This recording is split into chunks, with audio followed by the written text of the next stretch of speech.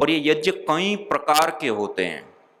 मोटे रूप में भी यदि हम देखें तो गौतम धर्म सूत्र के अंदर 21 प्रकार के यज्ञों का वर्णन मिलता है। कितने प्रकार के यज्ञ मिलते हैं?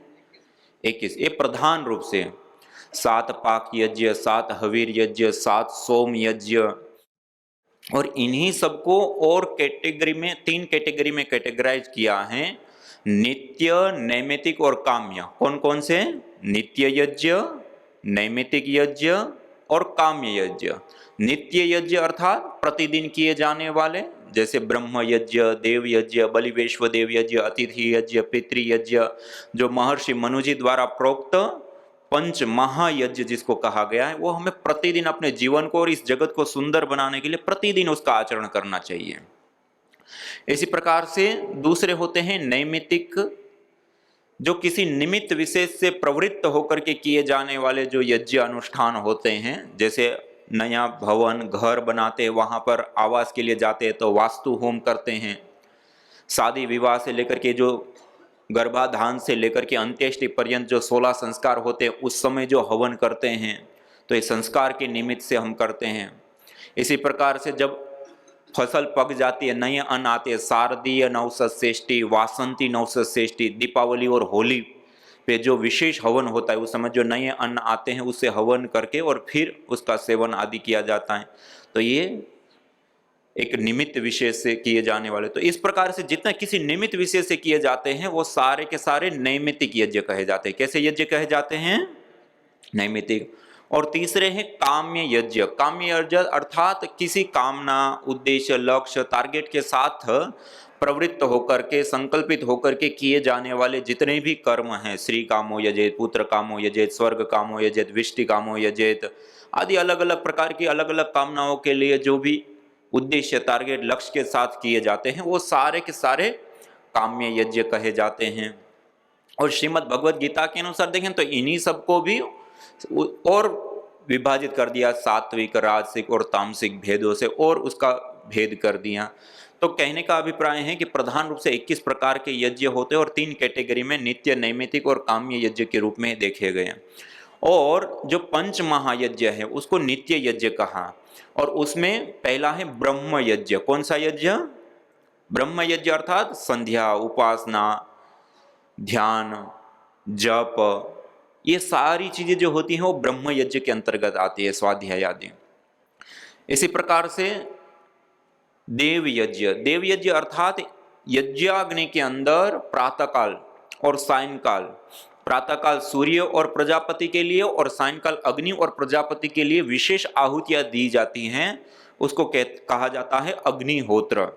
और इसको कहा यद अग्निहोत्रम जरामर्य सत्रम। ये जो अग्निहोत्र हैं वो जरामर्य सत्र, जरा अर्थात वृद्धावस्था, बुढ़ापा आ जाए या तो तब छोड़ने योग्य है, मृत्यु ना वा या तो हमारी मृत्यु हो जाए, तब तक इस अग्निहोत्र का कभी भी हमें त्याग नहीं करना चाहिए। अपत्नी को अपि अग्निहोत्रम आचरे, पति के बिना पत्नी और पत्नी के बिना पति भी इस अग्निहोत्र का कभी त्याग ना करे। और जब इस प्रकार से नियम पूर्वक यज्ञ अग्निहोत्र किया जाता है तो कहा अग्निहोत्रे अश्वमेघस्याप्ति ही।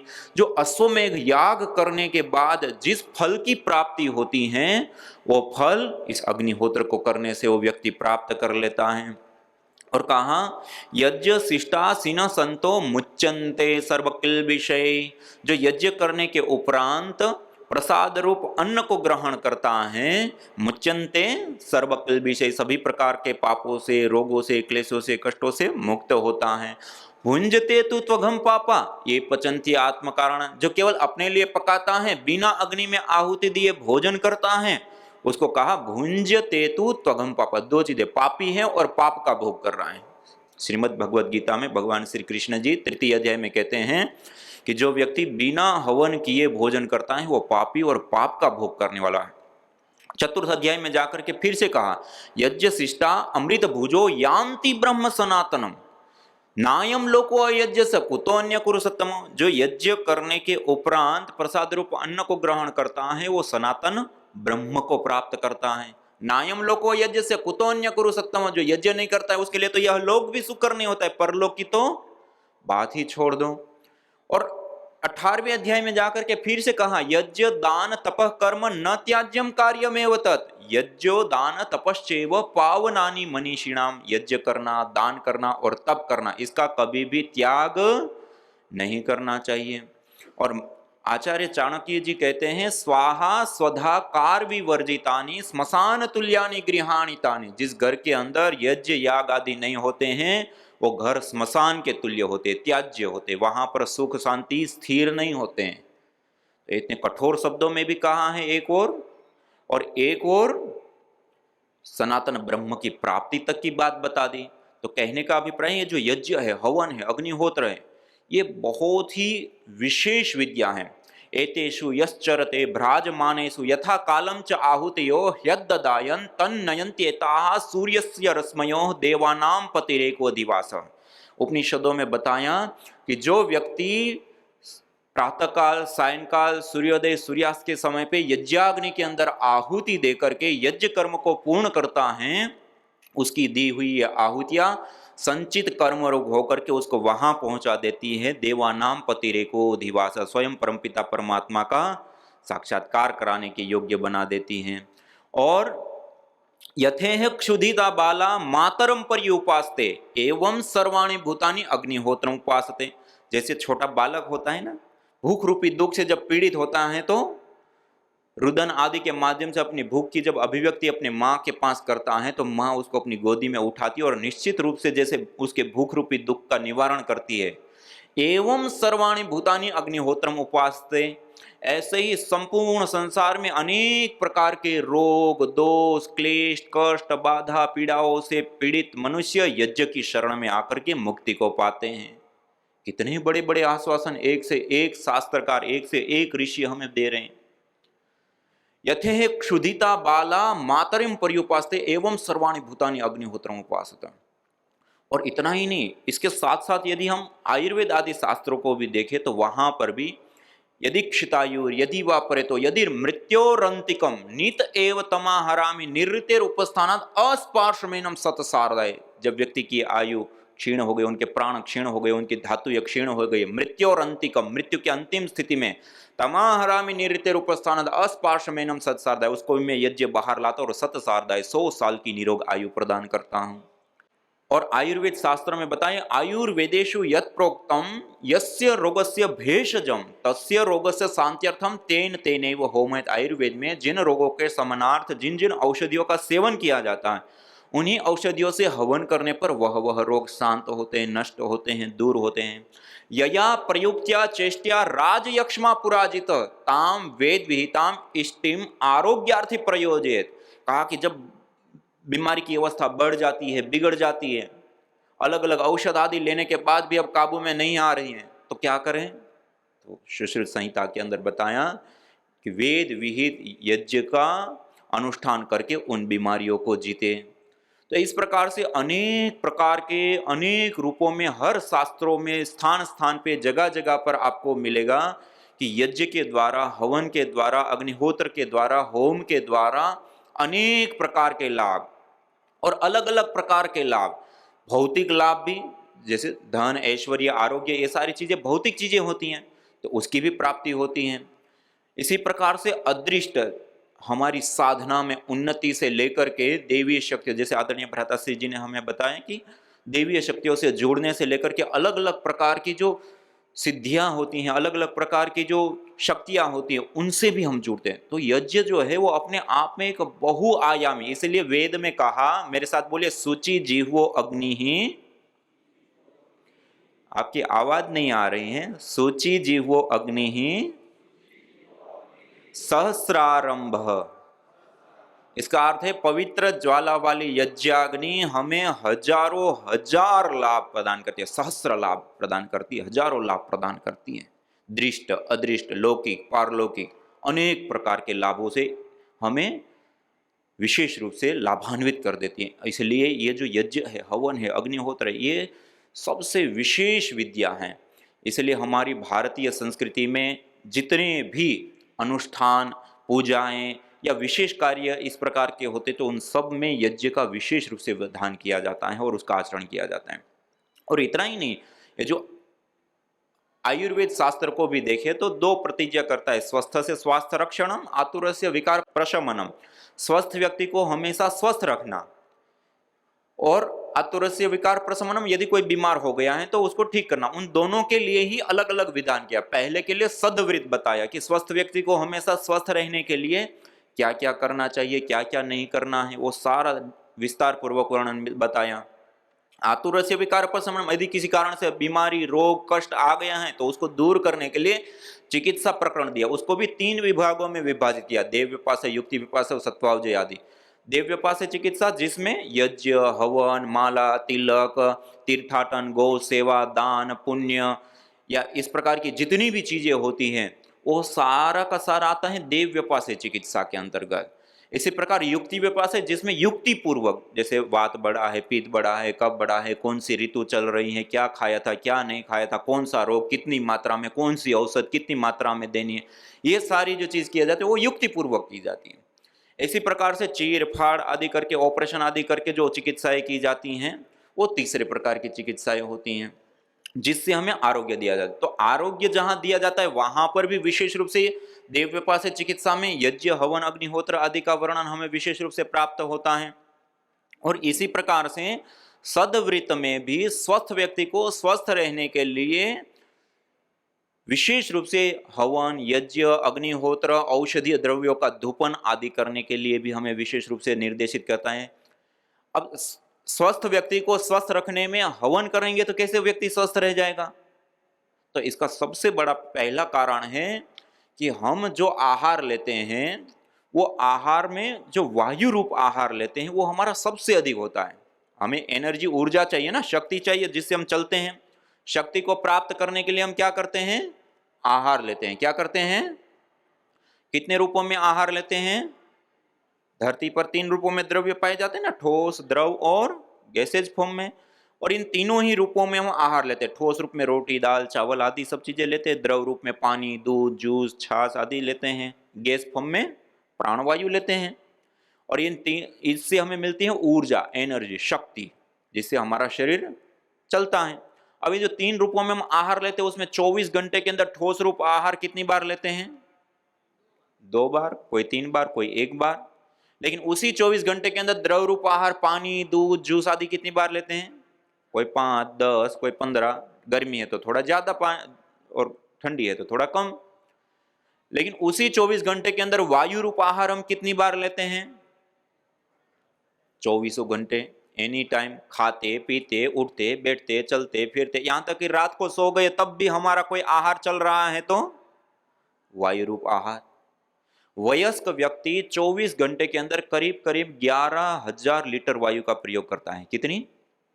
11,000 लीटर वायु। और जब हम यज्ञ करते हैं, हवन करते हैं, अग्निहोत्र करते हैं तो उससे वो वायु सीधी प्रभावित होती है। और ये हमारा जो सबसे ज्यादा आहार है उसके साथ साथ वो सबसे इंपॉर्टेंट महत्वपूर्ण आहार भी वही है। हम ठोस रूप आहार, रोटी, दाल, चावल आदि लेना छोड़ दे तब भी हम 2-3 महीने जीवित रह सकते हैं।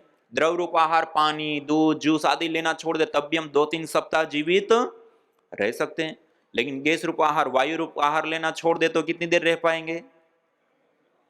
थोड़ी देर भी नहीं रह पाएंगे। तो कहने का अभिप्राय है कि सबसे ज्यादा भी और सबसे इंपॉर्टेंट भी हमारा कोई आहार है तो वो क्या है? वायु है। और उस वायु का शोधन करना, पोषण करना, संवर्धन करना, उस वायु को जीवनीय शक्ति से युक्त करने का काम किसी माध्यम से होता है तो वो है यज्ञ, हवन, अग्निहोत्र। और यज्ञ करके हम उस वायु को जीवनी शक्ति से युक्त करते हैं। तो कहते हैं ना, जैसी होगी वायु वैसी होगी हमारी आयु। यदि हमें स्वस्थ आयु चाहिए, दीर्घ आयु चाहिए तो स्वस्थ वायु की हमें अत्यंत अपेक्षा है। और जब हम गाय के घी के साथ हवन करते हैं ना, गाय के घी के अंदर सैचुरेटेड फैटी एसिड्स होते हैं।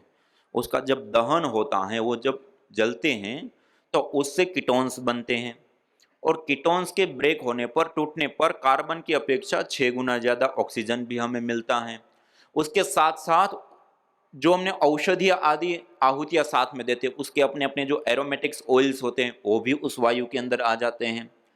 उन जड़ी बूटियों के जो मेडिसिनल कंटेंट्स होते हैं वो भी उस वायु के अंदर आ जाते हैं। ग्वाइकोल, मेथोनोमाइल, थोजोन, बोर्नियोल, प्रोलिन से लेकर के अनेक प्रकार के 40 से भी ज्यादा प्रकार के अलग अलग मेडिसिनल कंपोनेंट्स उस वायु के अंदर आ जाते हैं। और उस वायु को जब हम श्वास प्रश्वास के रूप में लेते हैं तो उससे हमें विशेष रूप से आरोग्य की सिद्धि होती है। किसकी सिद्धि होती है? आरोग्य। इसलिए ये जो यज्ञ है, हवन है, जो दैनिक अग्निहोत्र है, उसको कहा गया कि स्वस्थ व्यक्ति को स्वस्थ रहने के लिए प्रतिदिन क्या करना चाहिए? यज्ञ हवन। क्यों? 24 घंटे जो आहार हम ले रहे हैं उसका हम निर्माण कर रहे हैं, उसका शोधन कर रहे हैं, उसका पोषण कर रहे हैं, उसको संवर्धन कर रहे हैं, उसको जीवनी शक्ति से युक्त करने का हम काम कर रहे हैं। और उतना ही नहीं, उसके साथ साथ विशेष रूप से जिस अथाह वायु के समुद्र में हम 24 घंटे रहते हैं, श्वास लेते हैं, उसमें दो आवेश वाले धन आवेशित और ऋण आवेशित पार्टिकल्स होते हैं। जो महीन पार्टिकल होते हैं उसके ऊपर जो आवेश होते हैं वो दो प्रकार के होते हैं, धन आवेशित, ऋण आवेशित, एनायन और केटायन। जहां पर शहरीकरण है, औद्योगिकरण है, भीड़ भाड़ वाले इलाके हैं या बहुत ज्यादा पैक आदि स्थान होते हैं, तो वहां स्वाभाविक रूप से धन आवेशित कणों की बाहुल्यता स्वाभाविक रूप से बढ़ जाती है। और जब उसमें निरंतर लंबे समय तक रहते हैं तो उसका दुष्प्रभाव हमारे शरीर के ऊपर पड़ता है। ब्लड सेरोटोनिन की मात्रा को वो कम कर देता है, पूरी बॉडी को एसिटिक, अम्लीय कर देता है। और एसिटिक शरीर के अंदर अनेक प्रकार के रोग हो जाते हैं। थोड़ा सा खान पान परिवर्तन हो गया, ऋतु परिवर्तन हो गया, या छोटे छोटे चेंज में ही वो बीमार होने लगता है। और कोई बीमारी आ भी गई तो सामान्य डोज दवाई लेंगे तो काम नहीं करती है, फिर हैवी डोज लेंगे तब जाकर के उसके शरीर में काम करती हैं। जैसे दवाई छोड़ देंगे फिर वापस बीमार हो जाएंगे। तो समझिए बॉडी बहुत ज्यादा एसिटिक है। और दूसरा होता है ऋण आवेशित कण, जहां पर प्राकृतिक स्थान है, समुद्र के तट है, घने जंगल है, नदियों के तट हैं, या ऐसे जो प्राकृतिक स्थान होते हैं वहां पर स्वाभाविक रूप से ऋण आवेशित कणों की बाहुल्यता होती है। और उस ऋण आवेशित बाहुल्य वातावरण में जब हम निरंतर लंबे समय तक रहते हैं तो उससे हमारी पूरी बॉडी अल्कलाइन होती है, क्षारीय होती है। उसके साथ साथ हमारे शरीर के अंदर ब्लड सेरोटोनिन की मात्रा को भी वो बढ़ाता है। पहला तो बॉडी अल्कलाइन होती है तो शरीर के अंदर किसी भी प्रकार का कोई रोग टिक नहीं पाता है। पहले तो कोई रोग होगा ही नहीं है, और यदि कोई रोग हो भी गया है तो उसको भी वो दूर कर देता है।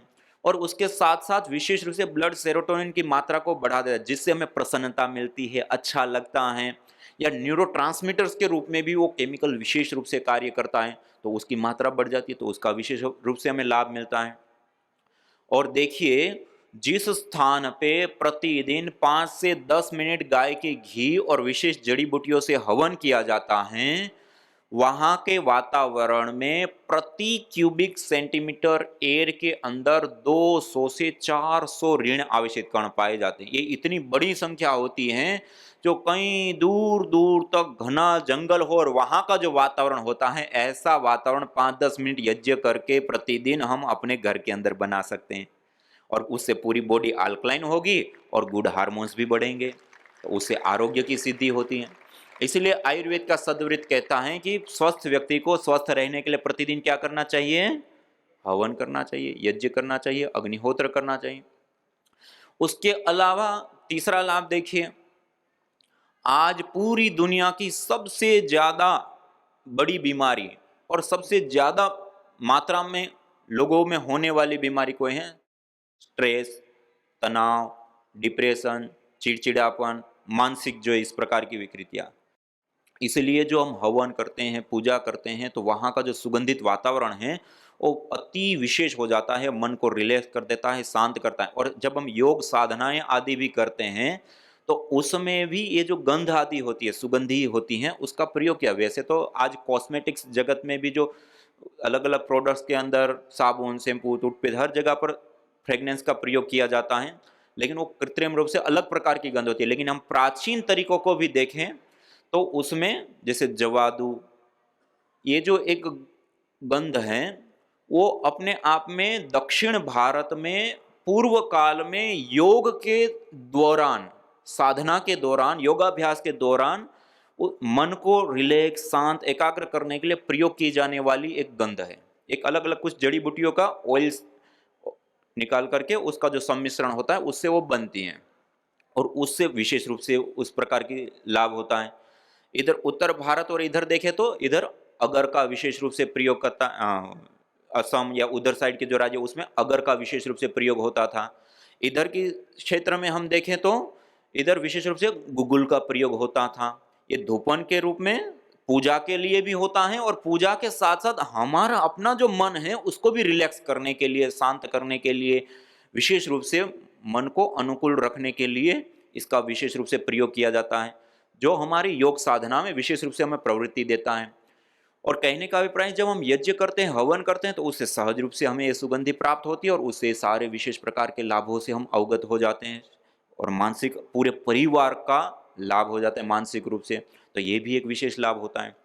इसके अलावा बैक्टीरिया, वायरस, फंगस जनित जो बीमारियां होती है, कम्युनिकेबल डिजीज जिसको हम कहते हैं, आज पूरी दुनिया में प्रति वर्ष 2.25 करोड़ लोगों की मृत्यु होती है। ये WHO के अपने ऑफिशियल आंकड़े हैं। और ये कब, अनेक प्रकार के बैक्टीरिया, वायरस, फंगस से बचाव के लिए प्रोडक्ट्स का हम प्रयोग करते हैं, चाहे टूथपेस्ट से लेकर के साबुन, शैम्पून, हैंड वाश, सैनिटाइजर से लेकर के फ्लोर क्लीनर से लेकर के, ये सारी चीजें जो प्रयोग करते हैं ये सब बैक्टीरिया को मारने के लिए हम प्रयोग करते हैं, बैक्टीरिया से हमारा बचाव हो।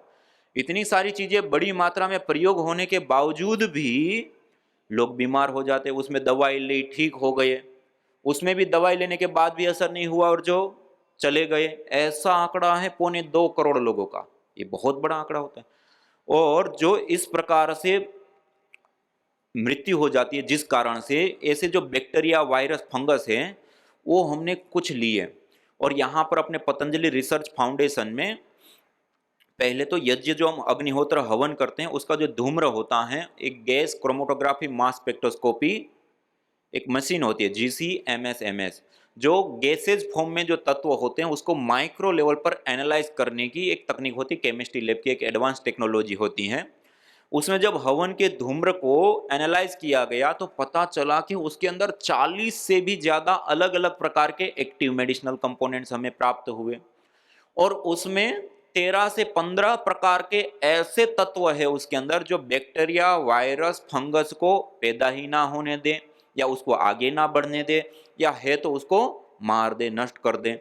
उस प्रकार के तत्व अलग अलग मिले। और फिर हमने माइक्रोबायोलॉजी लैब में ये जो 2.25 करोड़ लोगों की मृत्यु हो जाती है उसमें जो सबसे ज्यादा कारणभूत बैक्टीरिया, वायरस, फंगस आदि होते हैं, उसमें 18-19 प्रकार के हमने अलग अलग लिए, और उसके ऊपर हवन के धूम्र का एक्सपोजर दे करके अलग अलग मात्रा में चेक किया। आपको जानकर के गर्व होगा, 5 मिनट मात्र यज्ञ के धूम्र का एक्सपोजर देने से 65% से 96% तक बैक्टीरिया नष्ट हो गए 5 मिनट के यज्ञ के धूम्र से। फिर उसके बाद हमने कुछ और परीक्षण किए, जो लोग जिन कमरों में रहते हैं 5, 10, 15 दिन ठहरे फिर चले जाते हैं, तो वहां पर बेड शीट पे, वातावरण में, सरफेस पे, सब जगह पर अलग अलग प्रकार के बैक्टीरिया, उसकी सैंपलिंग आदि करने की पूरी एक तकनीक होती है। वो सारी चीज करने के बाद कुछ कमरों में यज्ञ किया, किस में नहीं किया, वो एक पूरा रिसर्च का जो तरीका होता है उस तरीके से पूरा परीक्षण किए गए। और आपको जानकर के गर्व होगा, जिस स्थान पर प्रतिदिन यज्ञ होता है वो स्थान पूरी तरह से क्लीन हो जाता है, साफ हो जाता है। वहां किसी भी प्रकार का कोई बैक्टीरिया, वायरस, फंगस आदि जो हानिकारक तत्व होते हैं वो रहते हैं नहीं हैं। तो ये भी अपने आप में रोगों से हमें बचाने वाला सबसे बड़ा साधन हो जाता, उस रूप में लाभ देने वाला होता है। इसके अलावा हमने एक और परीक्षण किया जिसमें, जैसे बायोफिल्म के स्कैनिंग कहते हैं ना, क्रिलियन फोटोग्राफी, जिसमें हमारा ओरा, आभा मंडल आदि को जांच करके देखा जाता है कि, और उसमें ओरा, आभा मंडल और एनर्जी, ऊर्जा, प्राण शक्ति की स्थिति के आधार पे ये तय किया जाता है कि उनको क्या रोग है, कितनी मात्रा में है, या आने वाले कुछ समय में भी कोई रोग होने वाला है तो उसका भी एक पता चलता है। उसमें एक प्रकार की डिटेक्टर पद्धति होती है। चेन्नई, मुंबई आदि 1-2 जगह पर उसके सेंटर हैं। तो मुंबई के एक सेंटर पे हमने एक छोटा सा प्रयोग किया। कुछ कैंसर के पेशेंट लिए, कुछ नॉर्मल सामान्य पेशेंट लिए, कुछ बिल्कुल निरोग लोगों को लिया, सबकी बायोफिल्म स्कैनिंग कराई। और उसके बाद उनको 1 घंटे पहले देव यज्ञ, फिर गायत्री मंत्र, महामृत्युंजय मंत्र से विशेष आहुतियां कराई। कुल मिलाकर के 45 मिनट तक यज्ञ किया और 15 मिनट उस वातावरण के अंदर बैठे और उसके बाद फिर वापस उनकी बायोफिल्म स्कैनिंग कराई। जो डॉक्टर साइंटिस्ट इसमें इन्वॉल्व थे उन्होंने पहले की और बाद की दोनों रिपोर्ट देखी कि स्वामी जी आपने ये क्या कराया 1 घंटे के अंदर, जो कई महीने एलोपैथी का ट्रीटमेंट लेने के बाद जो चेंज नहीं आते हैं वो चेंजेज केवल 1 घंटे में यज्ञ करने से देखने को मिला। और ये हमारी प्राण ऊर्जा को बढ़ा देता है। हमारा स्थूल शरीर, सूक्ष्म शरीर, कारण शरीर, उसका पोषण करता है। ये सूक्ष्म ऊर्जा है, एक प्रकार से वो पूरी तरह से हमारे सूक्ष्म जगत को विशेष रूप से आपूरित करने का काम करती है। इस कारण से इसे, और उसमें जो कैंसर के पेशेंट थे उसको 15 दिन तक लगातार यज्ञ कराया 1-1 घंटे के लिए उसी के साथ, और 7 दिन में और 15 दिन में उनकी मेडिकल रिपोर्ट जो होती हैं वो भी कराई और ये वाली रिपोर्ट भी साथ साथ में कराई। और आपको जानकर के आश्चर्य होगा 15 दिन के अंदर 21% कैंसर रिकवर मिला, 15 दिन मात्र में।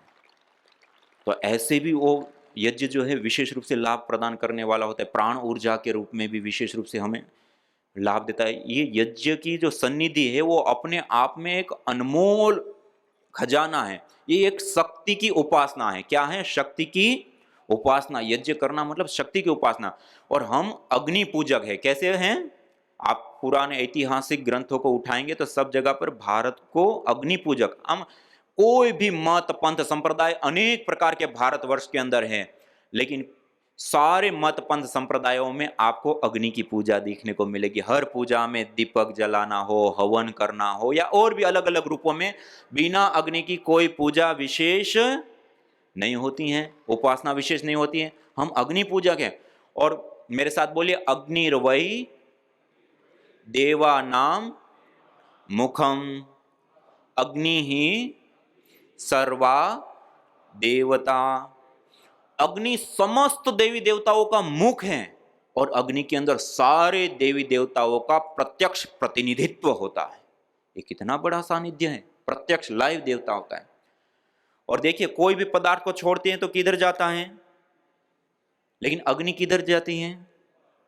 प्रयत्न पूर्वक आप नीचे ले जाना चाहोगे तब भी किधर जाएगी? ऊपर। क्यों?